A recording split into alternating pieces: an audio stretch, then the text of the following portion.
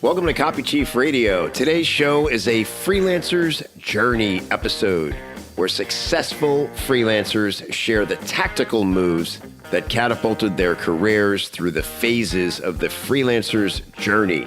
To see all 7 phases, where you are now, and how to move forward, head over to copychief.com/phases. To check out all the Copy Chief Radio episode types, go to copychief.com/CCR.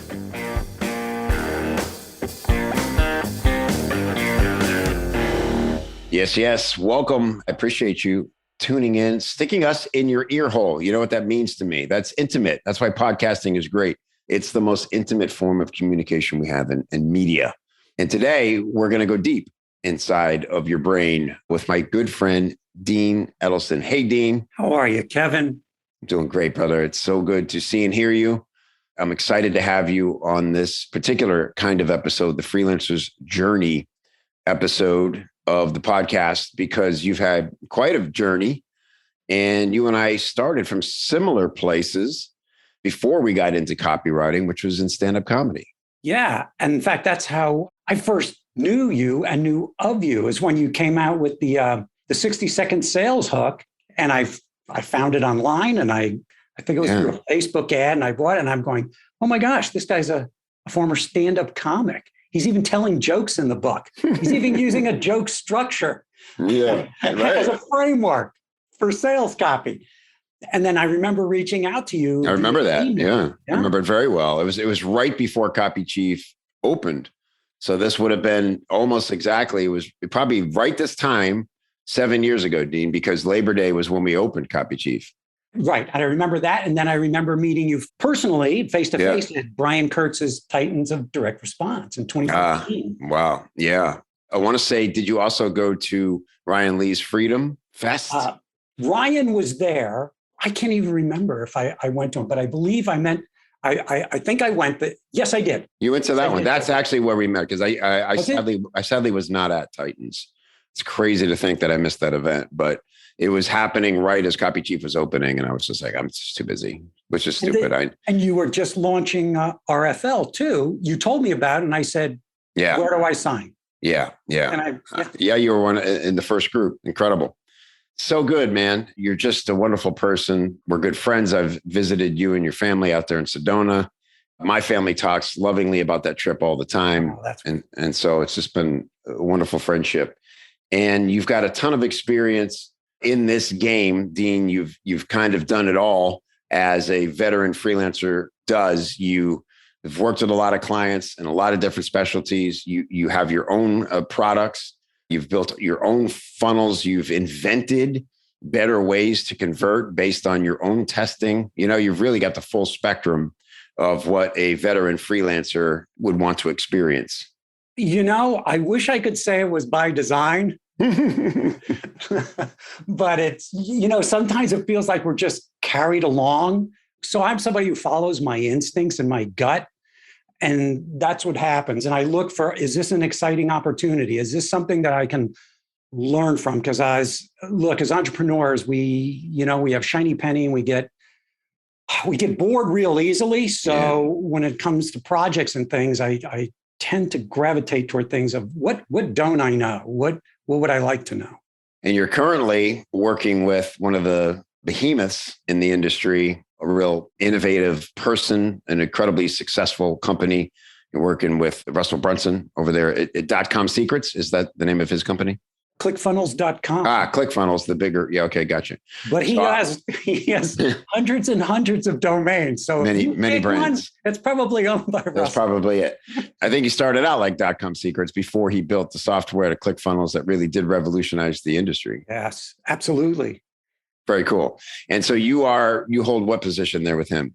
I'm the senior copywriter at ClickFunnels. Awesome. And it's been a great ride. It's a wonderful gig, because one of the things about Russell is that he literally surrounds himself with entrepreneurs or people who have an entrepreneurial spirit. So there's this culture of like Copy Chief, where like-minded, passionate, driven, inspired people who just have a thirst to learn and to do things better. Yeah. And so everybody's sharing ideas. It's like a collective. People aren't working in silos, I take it. Oh, they're not. Absolutely not. Because the office, in terms of the number of people that work for and at ClickFunnels, their office is based in Meridian, Idaho. But yet most of the people, as is today's world, is virtual. They're all over the planet. That's awesome. We'll dive into that a little bit more because obviously it's a fascinating look and a coveted gig. So I want to just pan out for a quick second because my goal for these episodes, Dean, is for somebody who maybe at the wherever they are in their career, they can plot themselves on the freelancer's journey timeline and say, okay, if that's where I am, I want to hear how people who are past me, phased forward, dealt with getting through this phase. If I could, I'm going to back up and just ask you some questions about your journey, and then we'll dive deeper into your current work. Sound good? Sure. That sounds fantastic. Okay, cool. So we talked about what you were doing a little bit. We mentioned stand-up. And for me, I know I was pinballing around a bit before I found copywriting, looking for whatever the heck my next great adventure was going to be. How about you? What was the moment you discovered copywriting and went, oh man, this could be a thing? After stand-up comedy, after I got off the road, which I did for 15 years, I landed in Hollywood because as entertainers, I loved the world of entertainment. So my wife and I moved to Los Angeles, and through playing poker on Friday nights with all our comic and writer friends, I landed this gig. One of the comics said, oh, they need a writer at Warner Brothers. This is when the WB network was just starting up with Steve Harvey and the Wayans brothers and Cedric the Entertainer and Martin Lawrence. So I went in, and there were three of us, two other comics and myself. We were writing all these promos and commercials to launch this new TV network of just all these up and coming and really great stand-up comics who had their own TV shows. So that's where it started. But back then, I didn't know I was a copywriter. They just called you a writer-producer. You were writing commercials and spots and funny things, and they were going on television, in print, in newspaper, and also on radio for audio. So that's how it started. Then when I moved to Sedona, right after 9/11, I fell into real estate investing. That's what got us here. I had looked for something completely different. You and I were traveling monkeys for years, right? Right. Pawning our laughs and our wares and our jokes. Right. And I had to find something to make a living because here in the high desert, it's not entertainment. So I fell into real estate investing. And after a few years, I started to create my own product. And then I started to write, how can I sell this? So I started writing sales copy, not even knowing it was called sales copy, but okay, how can I sell this? How can I sell how to invest in real estate, how to do short sales, how to negotiate with a bank, that sort of thing. And that's where it started. And then other real estate gurus started to get in touch with me to write their copy. That's where it started. Wow, that's very cool. Very similar to Paris Lampropos's journey into freelancing. You know that? He was in real estate. Yeah, and wrote a book, and I think was thinking of it as a marketing tool less than a product for his business, but fell in love with copy and was just writing really great copy, even like you, not even knowing what it was. And then Halbert, he figured out enough to get on Halbert's list and be getting Gary's newsletter. And then Gary wrote about him in one of the issues and used Paris's bullets as like a teaching. And so somehow Gary was on his list, and he was flabbergasted. And that's when he was like, oh God, I guess I'm a copywriter. Must be okay at this. I know. I've been validated by somebody. Yeah. So, wow, that's really interesting. Really cool. And so what was the first sort of money skill, would you say, looking back, that got you paid consistently? Were you hired to write full-length sales pages, or what was it? That was it. It was long form sales letters for writing, for wholesalers, for men and women in the real estate industry who are doing lease options or who developed and created a software in real estate. I mean, I was very fortunate because I knew the language of real estate. So writing, like for any niche, when you know that language, when you know how to communicate with that audience, when you know what your audience wants and needs and their desires and pains, It makes it much easier. But I would have to say, and the way I learned it was just by reading other copy and other sales letters. It just kind of seeped in by osmosis. It wasn't as like, oh, here's a framework. Here's where I have a grabber and a headline, and then a subhead and a hook. And then how do you draw them in? And you're telling the Blackie story. And, and then what are the benefits and the promises and the pains and, poke the hornet's nest and what's the guarantee, all the scarcity and all the things and the triggers and psychological touch points that we put into copy. I didn't know. It was just it felt me more organic. And then once I started to get more work, I started to say, okay, I need to really dig in and find out what makes a successful sales letter, because I can't just do this willy-nilly. That's just silly. Yeah. Silly willy-nilly. Silly willy-nilly. We may have just named the episode. People go, why would I listen to that? Silly willy-nilly. Yeah, that's interesting. I was just telling somebody about the first thing I ever wrote, Dean. I was mocking sales copy because I had a friend who was super into direct response, and he was showing me sales letters. And I just thought, oh my God, this is the dumbest, like, who would ever respond to this? This feels like a scam, right? And so he challenged me. So I just started writing instinctively, comedic instinct.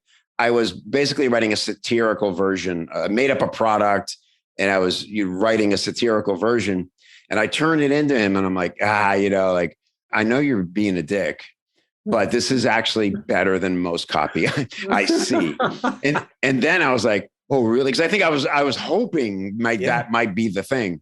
Then suddenly I started taking it seriously, and then it got hard. Like what you're saying, right? When you go, oh, I better get good at this, it suddenly gets hard.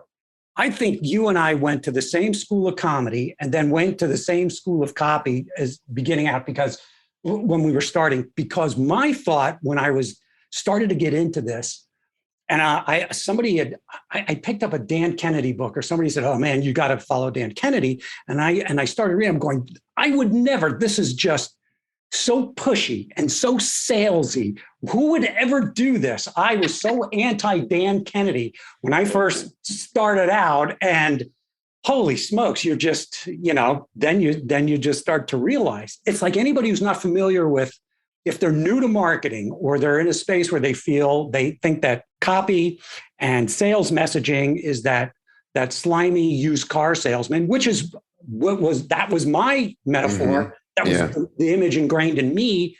We get it all the time. And it's like, oh boy, there's a lot of education-based marketing that's going to need to take place in order to convert this client. For sure. Yeah, absolutely. Right. Like they're uncomfortable saying, like, I would never talk like that. And then it's this whole conversation about, well, there's persuasion, and you can do it in a way that doesn't feel slimy, doesn't sound slimy, but it's always like the worst stuff that stands out for some reason, Oh, yeah.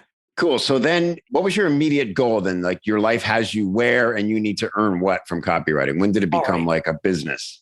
So when the real estate mortgage market crashed in 2009 and 10, I got beat up pretty good because I was doing lots of short sales, which is negotiating with the banks. And it just got exhausting.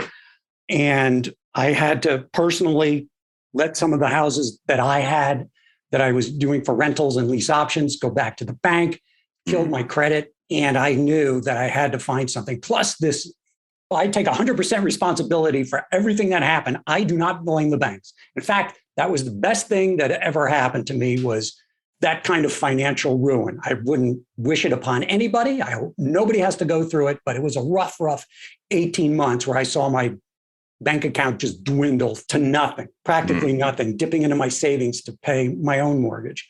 So I decided, but I like copy. So I just reached out and I started writing sales copy for other real estate investors who were still doing well, good. And I reached out, and it started with emails. I was writing tons and tons of emails. Fortunately, clients were happy with it. So I just hustled to get the work. And it was mostly in the real estate space. And then it started with other industries like health and supplements and beauty. And I thought, okay, I don't know this, but I'll just take what I've learned from this and apply it. And I remember I think the first big course I bought on copywriting was John Carlton's Kick-Ass Copywriting Secrets of a Marketing Rebel. Yeah. And I remember getting it at I went to Frank Kern's first mass control event. I think it was back in 2005 or 6. Yeah. John was speaking, and I thought, oh man, I like this guy. And I remember I went out and it was all physical. It was a stack of notebooks and all of his best sales letters and CDs and DVDs. And I would just listen to them in my car driving around. That's what I did. Over and over again. And that was the thing where I took out a yellow legal pad and I took 6 months. I remember this from early summer through winter, and I hand wrote all of those letters in John Carlton's books. Wow. That's amazing. That's amazing. We really have had mirrored experiences. That he was kind of my escape pod, driving back and forth to the job I wanted to get out of, listening to his audio recording of Kick-Ass Marketing Secrets and Copywriting Secrets over and over and over. And every time I hear his voice now, I still just it brings me back, even though we've been close friends for years. He'll always be that for me. It's like smelling fresh mown grass, and you're going, I remember being 6 years old and smelling that. It's sense memory, That's exactly it. Yeah. So special. And then how cool is it to be in this industry where we actually get to become friends with these folks too, It's such a joy. I mean, at Copy Chief Live, hanging out in the lobby, you're sitting down. Oh, Dean Jackson's to my right. I got John Carlton. Who invited you to the conversation, John? Please move on. Please. Yeah, right. You're bothering us, kid. Yeah. Paris. David Deutsch. Yeah. I know. It's amazing. It really is a blessing, that event in particular, and why we're just not going to try to do any compromised version of that exact event. I'm really excited about what we're going to do virtually instead. But okay, cool. So you do this, and now you're full-time. You hustle and you're getting gigs, and this is your new business. Right. Yeah. So, and it was such a contrast to the stress I was bringing home with me, because my wife started to say with the real estate thing and when the mortgage rate, she said, Dean, you're getting really cranky.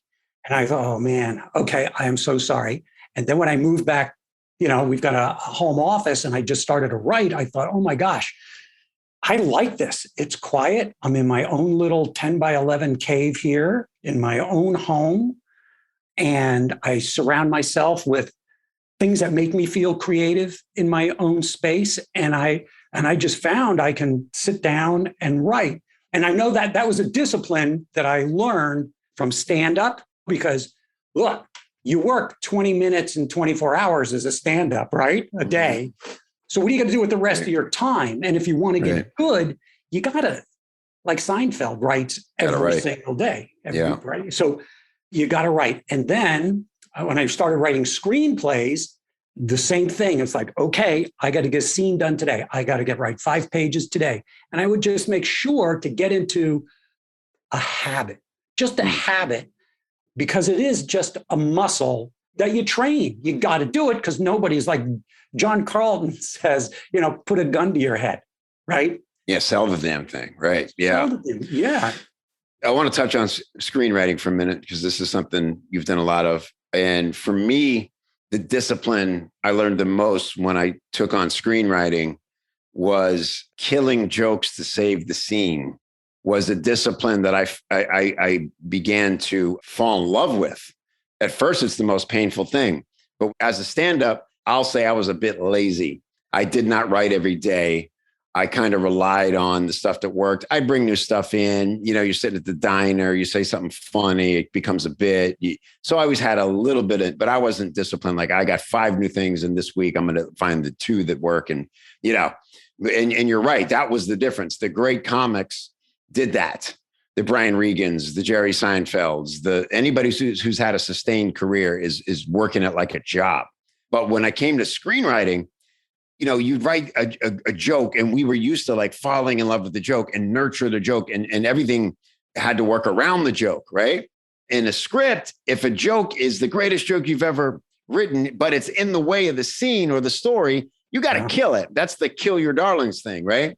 At first, it was so painful, because I was like, oh my God, like, how many of these jokes do you get in life? This is an amazing joke. And then you realize when you start killing them, you're like, oh no, I'm a joke machine. I can write all the jokes I need. I love killing these because I know there'll be more jokes behind that. That was the thing about writing more frequently to me that was so powerful. We all have a tendency to fall in love with something that we've written, whether it's in a screenplay, whether it's a joke, whether it's in a piece of copy, whether it's like, oh man, this is an amazing subject line for an email. But if it doesn't serve the whole, yeah. And in script writing, if it doesn't serve the character, if it doesn't serve the story, get rid of it. You've got to. And it is the toughest thing, but then you learn. But then it feels good. It does. There's like a perverse joy in it, right? That you're able to do it because you have a little bit of that confidence to say, right, something better is behind that. Yeah, either that or I pride myself on seeing the big picture now. It's just a level of maturity, I guess, and it's like can only happen from the pain.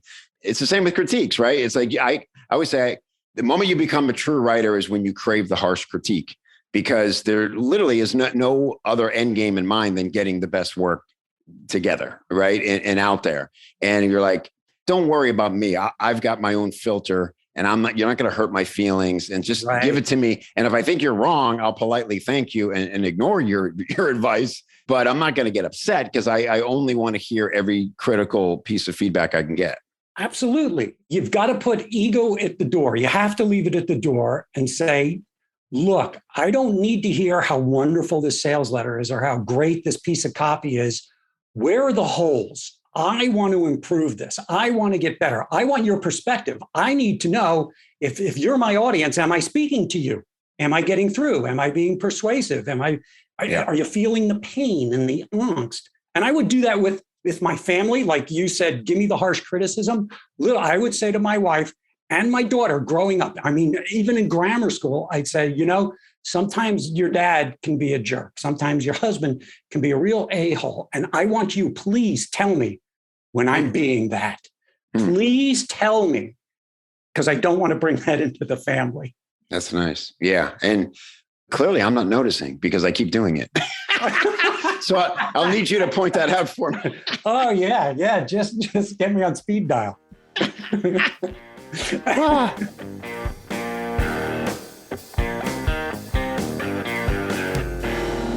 Hey, it's Kev here. Have you heard?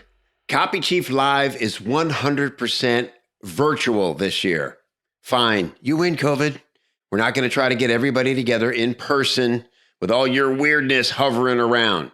We'll just wait for that. You know what we're going to do instead? We're going to take all the time, energy, and money that would have went towards that chaos and instead focusing it on creating the most incredible, dynamic, interactive, virtual experience you've ever had. That means you get to encounter the industry's top event for connecting copywriters with business owners, companies, publishers who are ready to hire you right now. You get to keep your finger on the pulse of what's working right now in marketing and in copywriting. And of course, you get everything we've learned over the last year on how to grow your freelance business. Get booked, stay booked, all of it from your favorite chair. That's right. You don't have to come to us this time. We're coming to you. We're bringing all the fun energy, the world-class experts, the down and dirty, do this, not that tactics, and our crazy successful client roundtable experience right to your living room. It's going to be off the chain, Jane. Confirmed speakers already. Best-selling author Mike Michalowicz, Laura Belgray, Paris Lampropoulos, Ryan Lee, Selena Sue, Dean Jackson, David Deutsch, Adrian Dorson, and more to come. This is far from more Zoom calls. This is next level multimedia experience with as real as it gets, digital connecting, learning, and doing. It's all happening November 9th, 10th, and 11th. Go to copychief.live to get your pass, and I will see you there. Can't wait.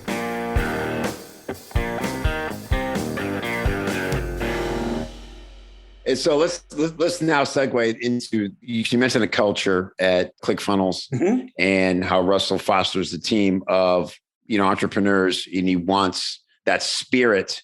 So talk to me about how you came to be in this club. How'd you get the gig? This was something that was I wasn't looking for it. It wasn't by design. I was happy. I was working with clients, freelancing. And one day I just went to the ClickFunnels forum. I've been using ClickFunnels as an early adopter of it. And then I'll use that word again, willy-nilly. I went to the Facebooks, and I went to the forum, and I saw a post for, hey, we're looking for a copywriter. And if interested, click here, fill out a Google form. So I thought, well, what the heck? So I clicked it, and there was all the questions. And here's something that I remember about this. One of the questions is, tell us your experience. What do you like? And what are you good at? Where are your strengths? And one of the questions is, why do you feel you'd be a good fit for ClickFunnels? There was no need and there was no desperation behind this. So I answered honestly, because I had just found it's the best way to go. It's just to be totally transparent. So when they asked in this question, why do you feel you'd be a good fit for ClickFunnels? I said, I have no idea if I'd be a good fit or not. I'm not familiar with your culture. I'm not really familiar with any of the people who work there, or I don't even know Russell that well. I just know I know ClickFunnels. I use it. That's it. But why don't we get on a Zoom call or a call and we can chat and see if we're a fit for one another? Send it in. Then I get an email back to set up a Zoom call. So I'm talking with the copy chief.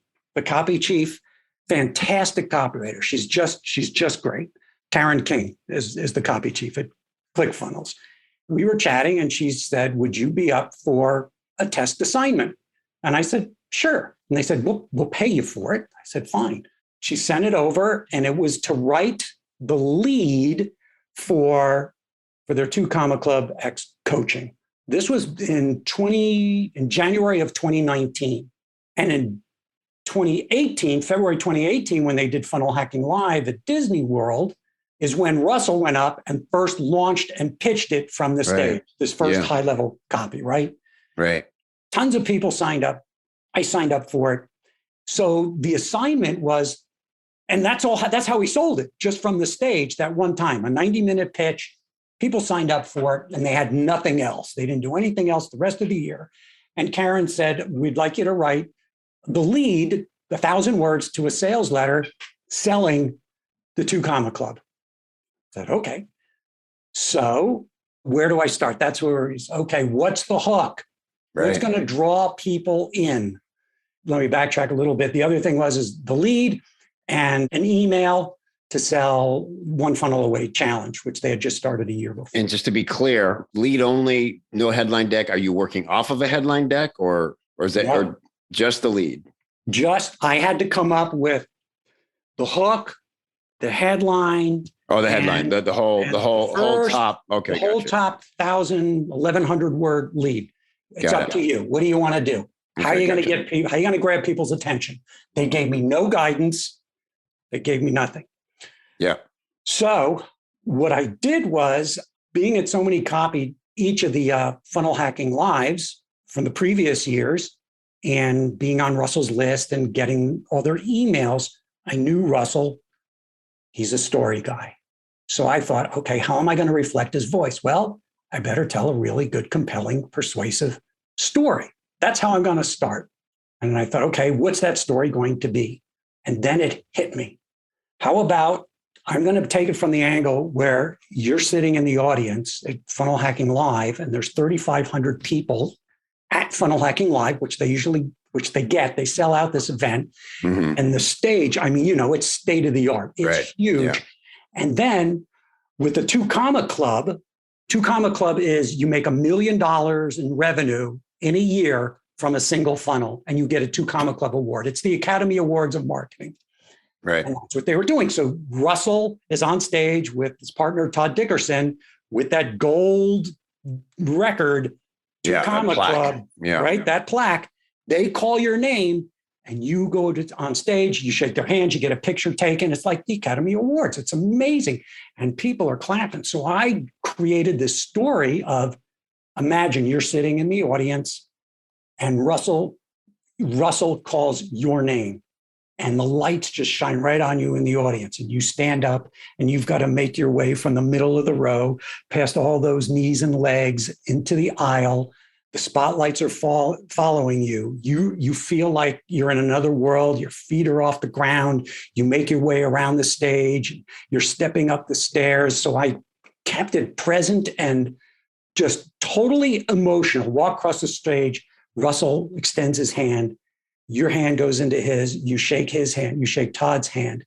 And you turn and face the audience, and all 7,000 eyes are on you. And the people in the audience are on their feet, cheering and clapping for you. And your face breaks into this grin, and all eyes are on you. You're a rock star of the moment. And that's the story I told. I just wanted to immerse somebody into the experience. Yeah.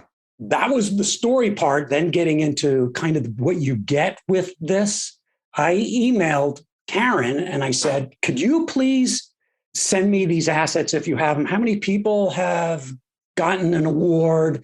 How many have you given out? How much money has been generated by all the people who are in the 2 Comma Club? So I asked for all of these different assets. And the same thing with the email I had to write. Can you please send me some of your best performing emails so I can take a look at them so I can get Russell's voice? And that's what I did. And I wrote it. I asked, what's the deadline for this? And they said, well, if you could get it to us in about 2 weeks, that would be great. I said, okay, I got it to them in 3 days. The hook, I sat, I wrote it, edited it, and I got them the Facebook ads and the email. And after about 5 days, got back with me and said, would you be up for a Zoom? So we got on a Zoom call, and she said, thanks for sending all this stuff in. We really liked it. We've got a lot of work. Would you be up for doing some freelance, some contract work with us? I said, sure. They said, we've got Funnel Hacking Live coming up in about a month. So it's real crazy right now, but I'll get in touch with you after Funnel Hacking Live. I said, fine. I had my clients to keep me busy and I wasn't waiting or anything. So when I went to Funnel Hacking Live, which happened to be in Nashville, the first year they did it at the Gaylord Opryland Hotel, I went to see Karen because I hadn't heard from her in a month and I wanted to meet her face to face. So I asked about her. We met. She was really busy because she was working the event. And she goes, oh, apology. I'm so sorry I didn't get back. I said, you told me you would be busy. I'm okay with that. I just wanted to meet you face to face. If there's anything I can do to help you, let me know. Didn't hear from him for weeks. So I decided, I said, what I'll do is, and in the meantime, I had clients. So when I write sales letters, one of the things that I found really helps a lot, and clients love this, and they totally don't expect it, is when I write a piece of sales copy, whether it's an email or a long form sales letter, especially if it's a landing page, a reg page, or a sales letter, I'll write the copy, but I'll write it inside ClickFunnels. And then I'll grab graphics and I'm a terrible designer, but I'll just lay it out so the client can see it. And they love that because now it's not just words on a page. They can actually get an idea and visualize, oh my gosh, this is fantastic. So I had clients that I wrote sales letters for. They had their designers design it inside of ClickFunnels. And I said, can you send me the share link? And then when they sent me the share link, I would send it to Karen. I said, Karen, hey, just so you know, I just wrote this challenge funnel for a client in the credit space. Oh, here's a sales letter I wrote for a vitamin company. And that's what I did. I just said, I was just keeping in touch. Here you go. And it was just to say, here's copy. Here's some samples of copy in the real world that you could take a look at. And then a couple months later, Karen called and said, we've got something for you. Up for it? I said, sure. And that's how it started. And they typically do, you know how companies will give you like a 90-day trial period.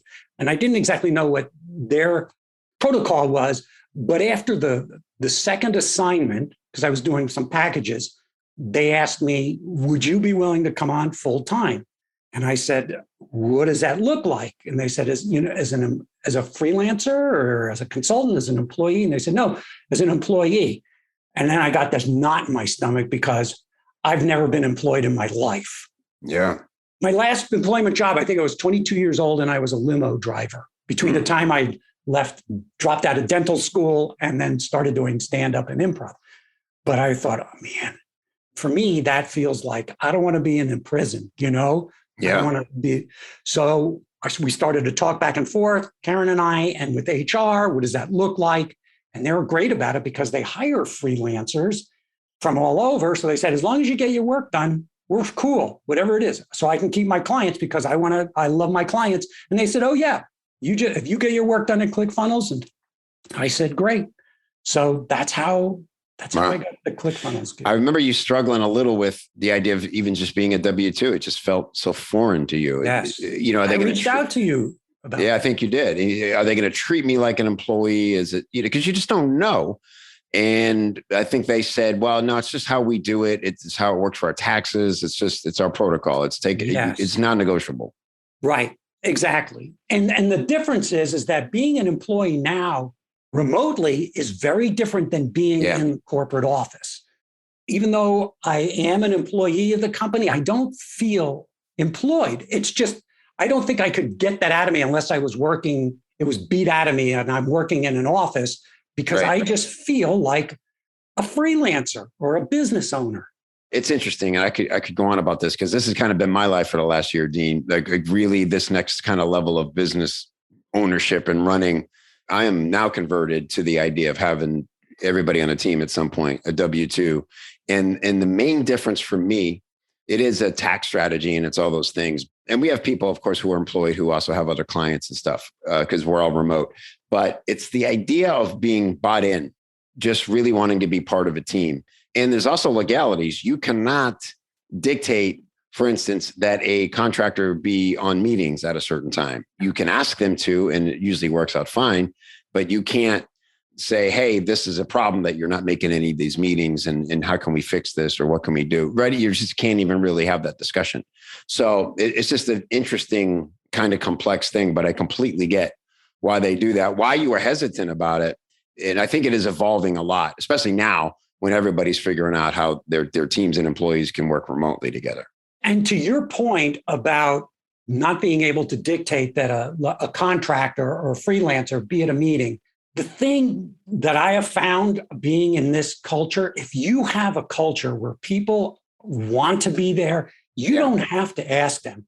Right. They will work overtime for you if they're invested emotionally, because if you look at satisfaction, paycheck is great. It's always great. It's what we strive for.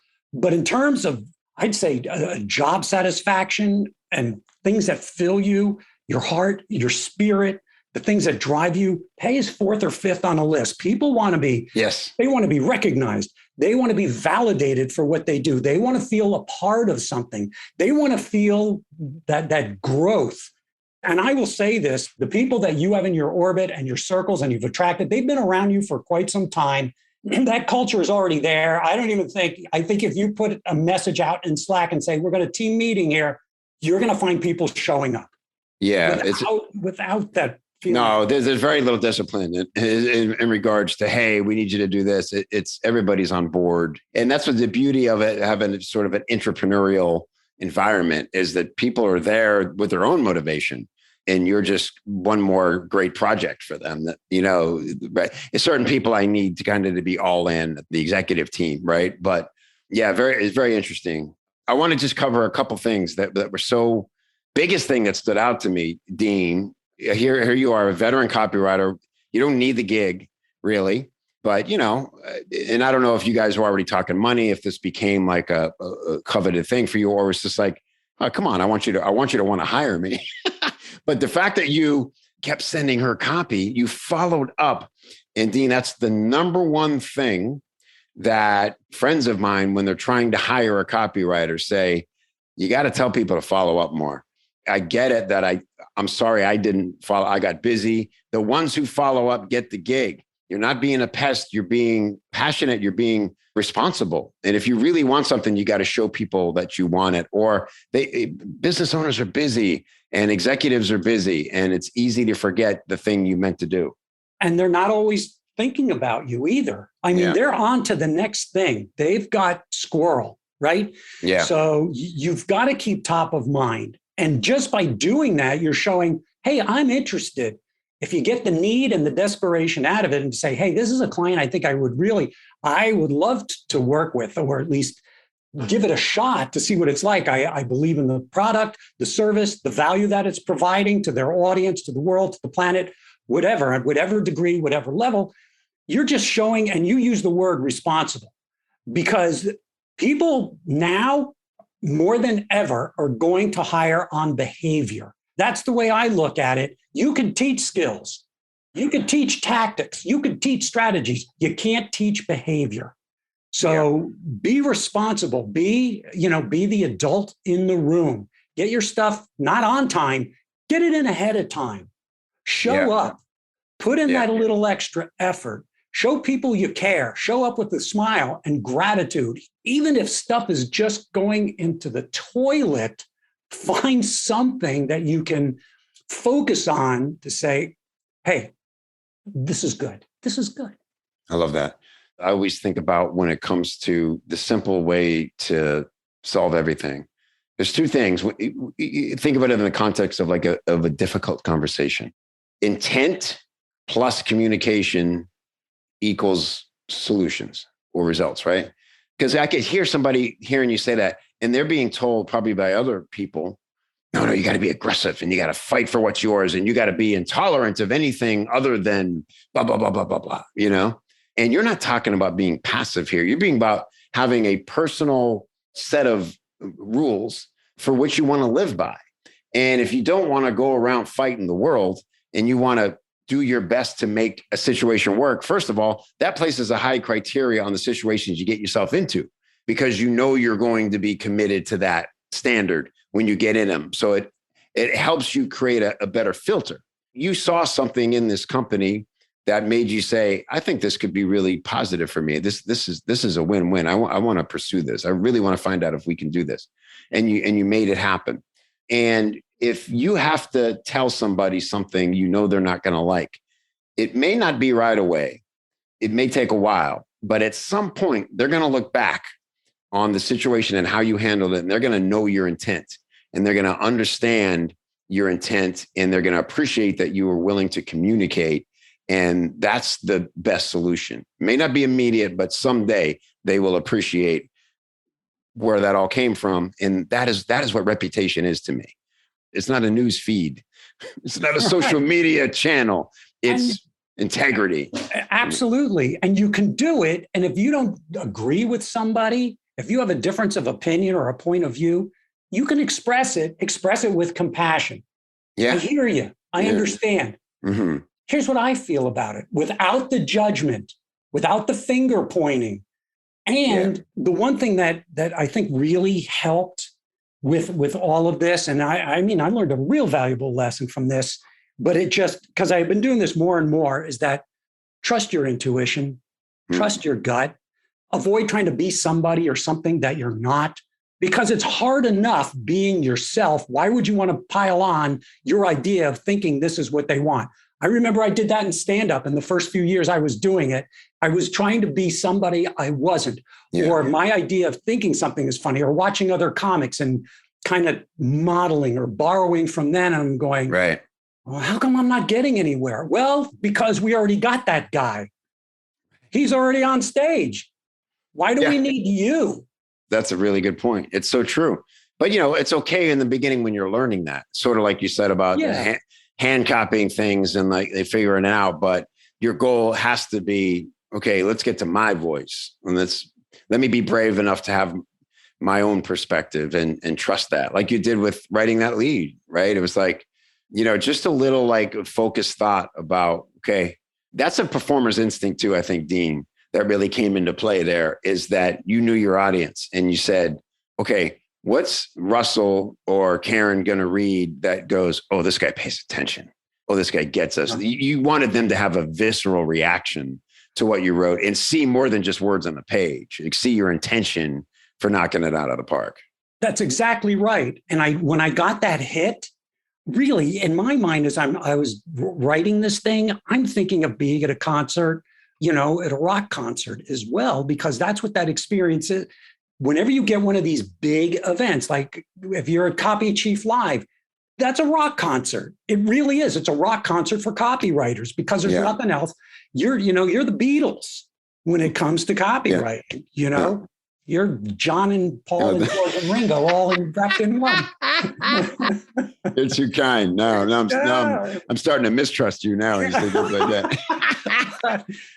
So one interesting aside here is that, and I can't say that I follow Russell too closely in everything he's put out. I may have been guilty at some point for accusing him a little bit of not truly respecting the craft, because I believe he has some sort of AI, right? Or doesn't he some sort of auto copy? At some point, one of his sales hooks was, stop wasting money on expensive copywriters when you can let my AI write your copy for you. And we're seeing more and more of that. I will say this now, to me, has evolved to the point where it's no longer just an us versus them thing. I think we have to appreciate how advanced in some ways and what an assist we can get from intelligent AI. Tell me about, if you had any of that going on, what my misconception is about what he actually created.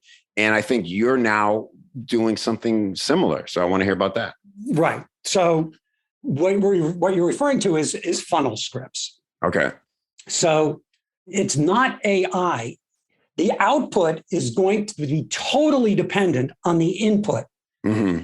You get prompts, you get questions where it dives deep into, you better know your avatar. This gets you to think about your audience on all the pains, the objections, the results they want, the immediate results, their long-term desires, their goals, their emotional hangups, the beliefs that are holding them back.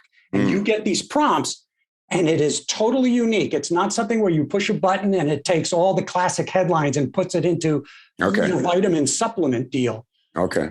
It is totally intended, and they say this, to give you a framework to work with and to work by. So it comes out and you got to go, you see this? It's going to need some editing. It'll need a little editing.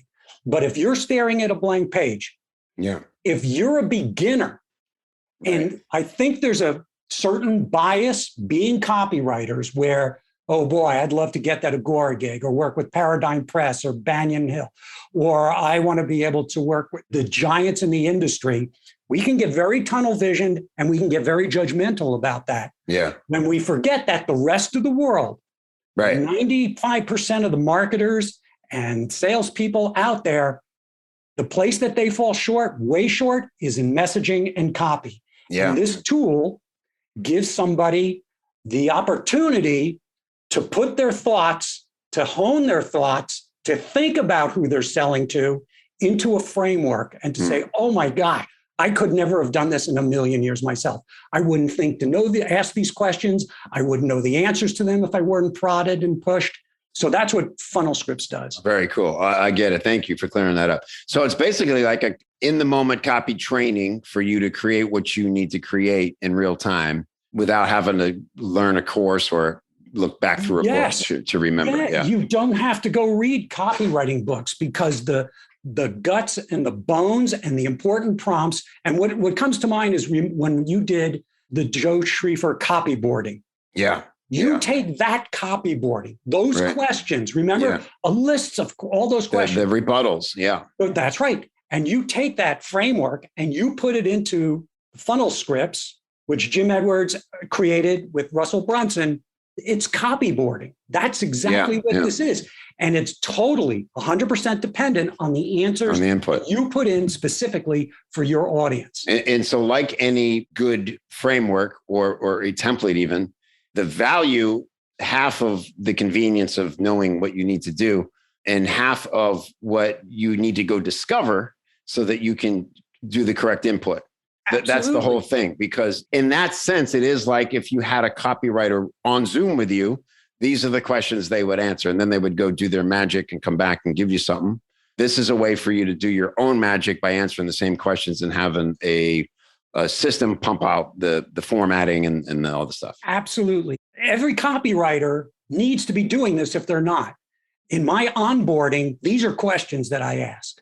I have to know this. Otherwise, how do I know what to write? How do I know how to best serve you and your audience? These are the core questions that I need to know.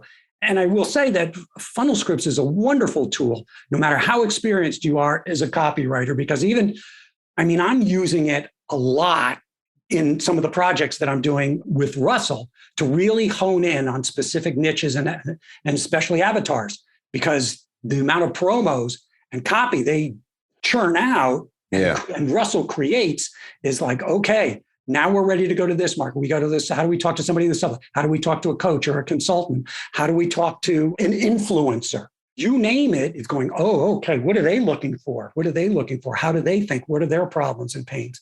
Right. Man, that's great. Okay, so you mentioned, is Jim Edwards, is that his name? Jim Edwards, yes. Okay, so he creates this. Now, I believe you and Jim have teamed up on something. Is this specific to webinars? Yes, it's called Fill My Webinar Scripts. He had Fill My Webinar Scripts. He was partnered with Russell. I had a high ticket service called Fill Your Live Event, which I still have. Then COVID hit. And I thought, oh boy, pivot time. Because I had just launched this. And then I thought, okay, all right, well, how about let's just translate it to virtual. So I created Fill Your Webinar, high ticket. I was advertising on Facebook, and I had this whole program where 100% done for you, or I can do it with you if you like, where I'm going to write all the copy. And I described it as, look, you wrote the webinar. You created the big show. Let me be your ticket master. Let me get people to sign up and show up. And I'll even help you sell before and liquidate your ad spend before the webinar even starts. Nice.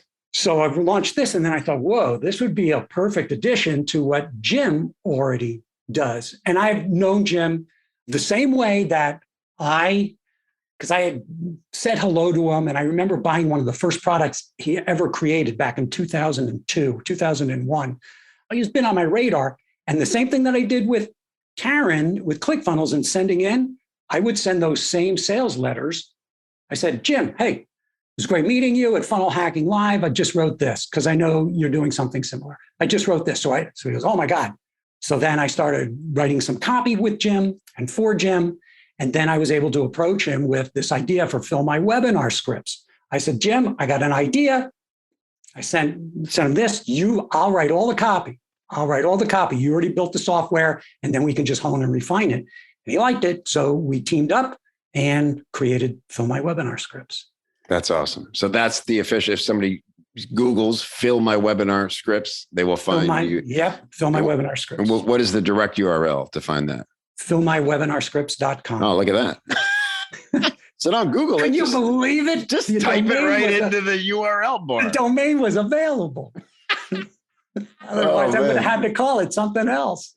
And how's that doing? How's that? It's a new product. It's doing really well. It's converting very well. And again, the audience isn't the copywriters who are writing for Agora. Right. Could it be? Sure. But this is for somebody who's just like, how come nobody's, I spent months writing this webinar. How come nobody's showing up? How come? Well, do you have all the things that are necessary inside these emails? And the thing is, I created 3 different email sequences, 33 emails in each sequence. And this is just for the emails, all different voices, different perspectives. One is from the eyes, called story selling. Other one's called the big kahuna, where if you've got an audience who likes to know everything you've got. And the other one's called lean and clean, where it's just right to the point. And the cool thing is it'll put all your bullets in and everything stems from your avatar. We call it your web and avatar, but that's where you start. Your avatar, it'll take you 90 minutes, 2 hours to fill it out. It'll save you literally, for somebody who's not used to writing copy, it'll save you 87 hours of writing copy. And you click a button and everything, it put all your hooks, headlines for your registration page, the thank you page, the videos you need to create if you're doing engagement videos. So, wow, that's awesome. Again, that's so much of it is like you go, oh man, like first we need to figure out everything we need. Then we got to get on the calendar when to create it, right? This is that whole first part done for you. Just you follow along. And the thing is that it gives you also a perspective, a way of looking at your audience just a little bit differently. Even if you know avatars, even if you're interviewing your client about this gives you very quickly a way, oh my gosh, I never thought of this. Because you got to sit there and think, oh my gosh, What's the number one pain facing? What's the number two pain? What's the number three pain? What's the number one roadblock? And they're all explained. Here's what we mean by roadblock. You're looking, is it an internal? Is it an internal block? Is it an external block? Right. Yeah. Where's that belief coming from? Is it coming from your parents, or is this a belief a limiting belief that's holding my audience back? It really goes to the core of this stuff. Yeah. The beliefs. That means essentially what we do as copywriters is we shift beliefs, right? Okay, well, I got to go because I have a webinar starting in 6 minutes at fillmywebinarscripts.com. So I don't want to miss that. This is so good. I mean, the page looks beautiful. I'm really excited about this for you, Dean. I know you've been very entrepreneurial as long as I've known you, building things, testing things, partnering with people, always successful. Everything, you learn a little bit more from every project, right? Whether it's about people, whether it's about the market, whether it's about whatever. And it's brought you to where you are now. And I couldn't be more excited for you. Oh, thank you. But I have to say, with every project that I get, I always get that little knot in my stomach that this is the one where they're going to discover I'm a fraud. Oh, yeah. I'm going to get found out. This Jim Edwards guy's going to ask me a question I can't answer. This is going to be it. But as soon as you know your hand touches that mic on stage, the jitters go away and those first words are out of your mouth, right? Yeah, that's it. All right, last question, Dean. And thanks again for being such a thorough subject here on the Freelancer's Journey. If you had a family member who had the ability and wanted desperately to succeed in freelancing, what's the one piece of advice you'd give them for making it happen? Oh, man, what a great question. Be responsible. Be true to yourself. And do you have what it takes? Do you know how to design your day? Because when you're an entrepreneur, I think one of the biggest issues is choice and freedom. And a lot of us don't know what to do. We take it for granted that I've got all this time is mine. What do I do with it? And how can I be productive with it? And how can I use it to the best and highest value? And how can I serve others? And then just create some really good habits and stick to it. Just stick to it. Be tenacious, because that's all it is. It's tenacity. Yeah. Tenacity, desire. Show up. Momentum. Yeah. Show up. That's right. Pro code. Follow the pro code. Show up when you said you'd be there, having done what you said you would do. Fantastic. Dean Edelson, you're a great person. I'm just thrilled for your success, and I'm always grateful for your friendship. Thanks for doing this. Oh, thank you, Kevin. It was wonderful. I appreciate you having me. Hey, don't forget your goodies. Head over to copychief.com/copychiefradio to get some great free stuff to help you put the things you hear on the show into action for your business. Copychief.com/CCR.